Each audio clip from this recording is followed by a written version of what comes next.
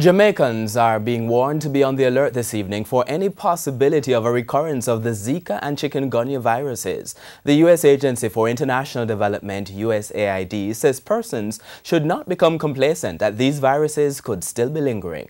At the same time, come next month, it will be rolling out the Zika Heirs Project, Phase 2, to continue its drive to eradicate mosquito breeding sites across the country. TVJ's Shamela Pullen reports. The Chikungunya and Zika viruses first came to Jamaica in 2014 and 2016 respectively. Both are spread through mosquito bites, namely the Aedes aegypti mosquito. During those episodes, the country's health facilities were jam-packed with quite a number of persons trying to get treatment.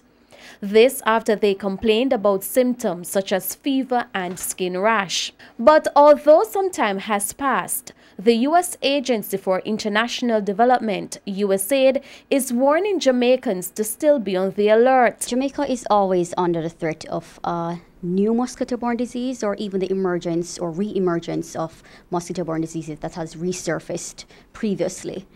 You see, these diseases come in cycles. So Chikungunya came in 2014, Zika virus came in 2016.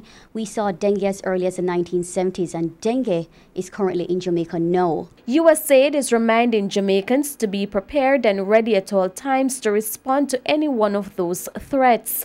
It also warns that the Aedes aegypti mosquito has adapted well to the environment, with breeding sites being found in areas where you least expect them. I don't want to alarm the people, but the reality is these mosquitoes and viruses have adapted to our ever-changing environment, and these mosquitoes are quite resilient too.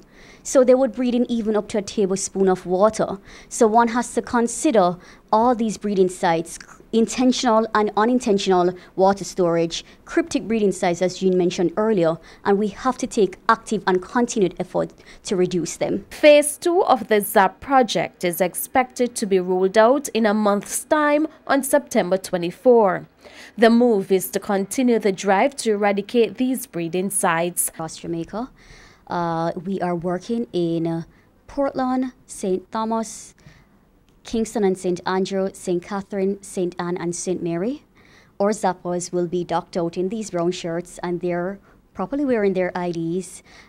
So we are asking all householders that should they knock on the gates of your houses, that you allow them to enter and treat for potential breeding sites. Shamela Pullen, TVJ News.